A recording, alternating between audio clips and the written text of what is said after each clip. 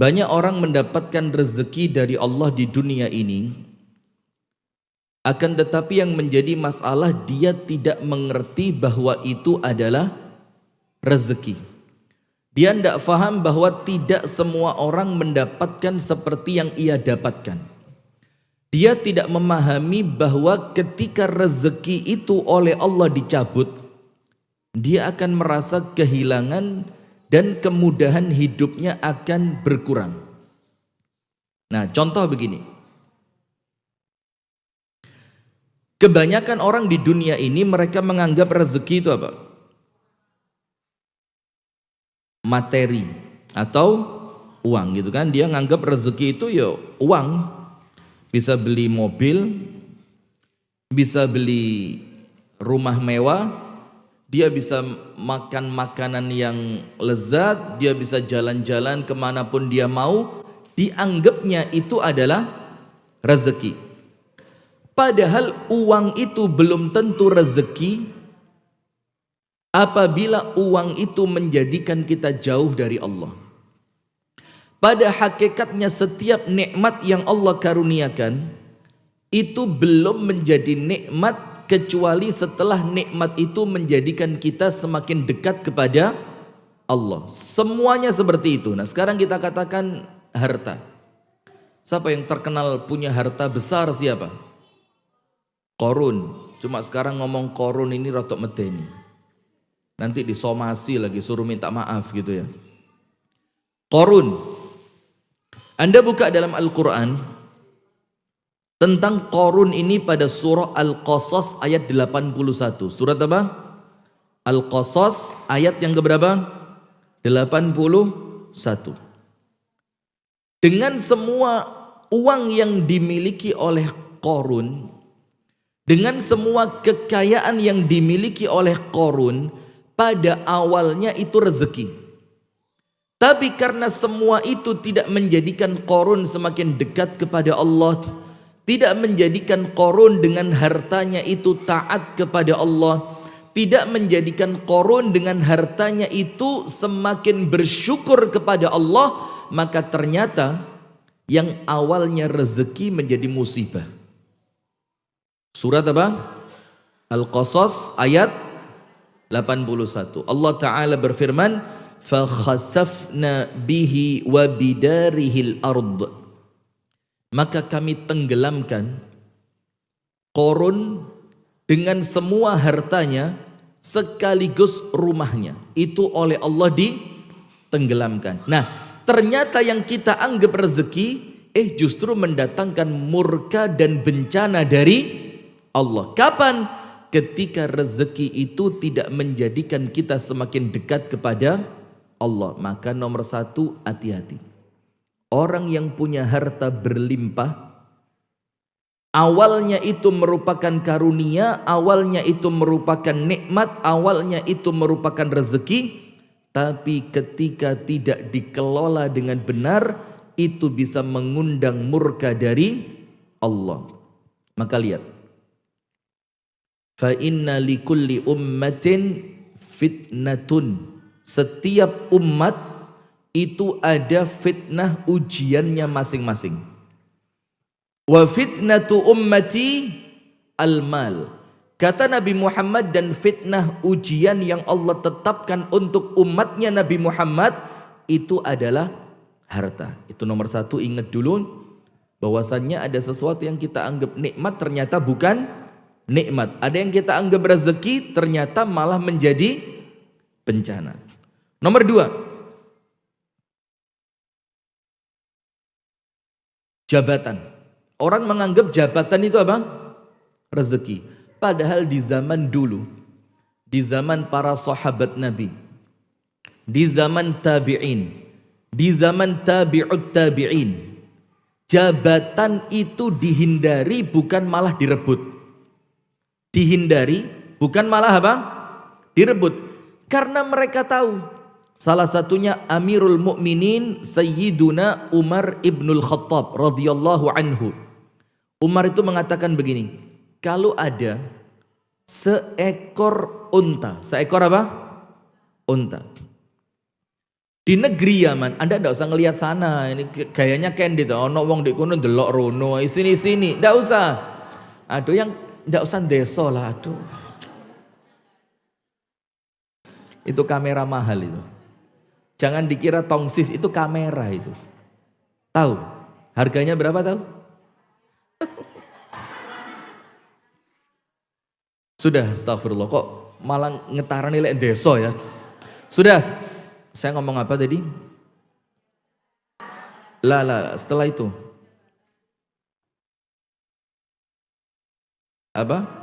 Na'am, barakallahu fik. Sayyiduna Umar ibn al-Khattab radhiyallahu anhu mengatakan, kalau ada seekor onta tahu kan? Binatang. Yang kemudian terperosok di negeri Yaman gara-gara jalannya tidak rata. Gara-gara apa? Jalannya tidak rata. Sampai akhirnya unta itu terjatuh dalam keadaan Umar di kota Madinah. Sementara untanya di mana? Di Yaman. Apa kata Umar? Saya yakin Allah pasti menanyakan kepadaku tentang unta itu. Kenapa? Karena pemimpinnya adalah Umar. Dalam riwayat yang lain, sampai kalau ada orang kelaparan di ujung negeri, maka aku yakin aku oleh Allah akan ditanya tentang orang itu yang kelaparan di bawah kepemimpinanku. Nah, maka orang menganggap jabatan itu apa? Rezeki. Padahal hati-hati, kalau jabatan itu tidak dijalankan seperti yang Allah inginkan, maka itu akan menjadi bencana. Maka Nabi Muhammad mengatakan, wa innaha la hasratun yaumal qiyamah. Nanti di hari kiamat, orang-orang yang di dunia punya jabatan itu akan menyesal. Kenapa dulu saya rebut jabatan ini? Fir'aun tahu? Qarun sudah. Sekarang Fir'aun. Sisa siapa nanti satu lagi? Haman. Saya bukan Cak Nun. Nomor 2 siapa? Fir'aun. Nah, Anda tahu Fir'aun, jabatan yang dia punya, kekuasaan yang dia punya, kekuatan yang dia punya, kerajaan besar yang dikuasai olehnya, menjadikan apa? Tagha wa bagha fil ardi, melampaui batas dan sombong di muka bumi. Sampai puncaknya Fir'aun mengatakan apa? Ana rabbukumul a'la. Aku adalah Tuhanmu yang paling tinggi. Artinya apa? Sesuatu yang oleh manusia dianggap rezeki, ternyata itu berpotensi mendatangkan apa? Musibah, bencana, dan murka dari Allah. Yang ketiga, coba. Orang mengira rezeki itu bisa makan sesukanya, bisa jalan-jalan sesukanya, bisa nginep di hotel mewah sesuka dia. Dia kira itu rezeki. Jadi pengen makan apa? Maka sekarang lihat. Menjadi tren gak wisata kuliner itu? Tren. Setelah muncul di televisi, ya enggak? Setelah muncul di televisi, ada acara-acara kuliner. Setelah muncul di televisi, ada bedah makan ini, makan itu, sampai reporternya itu, ini cengkehnya terasa banget. Ini kapulaganya ini taste-nya itu very hard. Pret. Anda tahu yang ngelihat itu orang-orang yang 3 hari nggak makan. Sementara Anda bilang salty. Yang lain lagi bilang creamy. Rupamu creamy. Coba lihat. Dia kira bisa makan, padahal dalam Islam hadirin, ibu-ibu yang dirahmati oleh Allah dan pemirsa Madani TV dimanapun Anda berada, urusan makanan itu perkara yang paling dianjurkan untuk disederhanakan. Maka lihat, maaf ya, jujur. Ibu-ibu zaman tahun 80-an atau awal-awal 90-an atau bahkan ke atas tahun 70-an, rata-rata kurus-kurus atau gemuk-gemuk. Nggak pakai diet defisit kalori, nggak pakai. Defisit kalori itu otomatis. Ndak pakai diet. Wong mangane titik kerjone defisit kalori maka kecil. Sekarang kerjone titik mangane bukan begini tapi jadi seakan-akan defisit kalori itu sekarang diperlukan. Paham? Zaman dulu otomatis defisit kalori. Karena apa? Dalam Islam urusan makanan itu sesuatu yang perlu disederhanakan. Sampai Rasulullah ketika pulang sholat subuh mampir ke rumah istri-istrinya, pertanyaannya singkat, padat, jelas, tidak neko-neko. A'indaki syai'? Ada ndak ada sesuatu yang bisa dimakan? Dan kata syai'un itu sesuatu yang tidak ada batasnya. Wes apapun yang penting bisa dimakan. Kemudian Rasulullah mengatakan apa? Yakfi libni Adam luqaimatun yuqimna sulbah.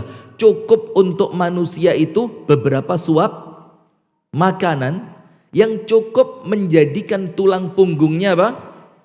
Kuat berdiri. Tidak ada kemudian harus ada ininya, ada itunya, 4 sehat, 5 sempurna, ditambahi kekenyangan. Tidak ada. Nah sementara sekarang ukuran rezeki itu ketika di rumah tidak pernah kekurangan makanan.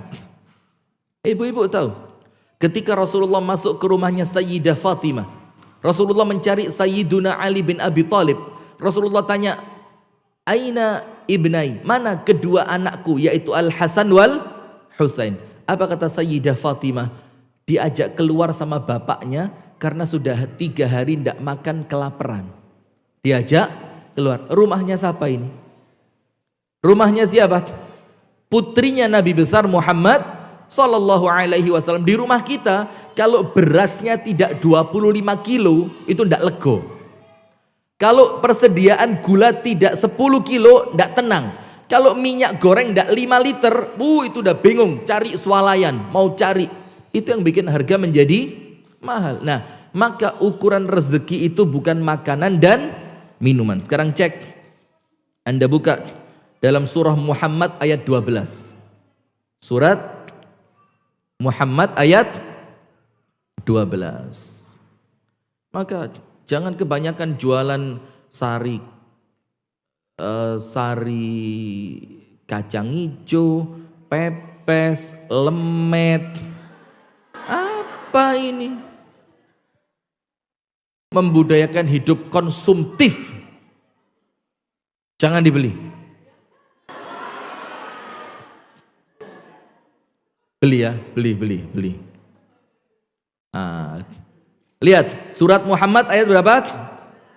12. Walladzina kafaru, ini ciri khas orang kafir yang seharusnya orang beriman tidak memiliki ciri yang sama dengan mereka. Mbak Yu, surat apa? Ayat berapa? Ayat sudah. Kita ceramah, dia ikut ceramah. Nah sudah, surat Muhammad ayat 12. Walladzina kafaru, dan orang-orang yang kafir. Apa sifat mereka? Yatamatta'una. Mereka di dunia ini hidupnya hanya untuk apa? Seneng-seneng. Jalan-jalan ke sana sama teman-temannya, pakai baju yang sama, pakai kacamata selebar wajah. Kemudian selfie bareng-bareng.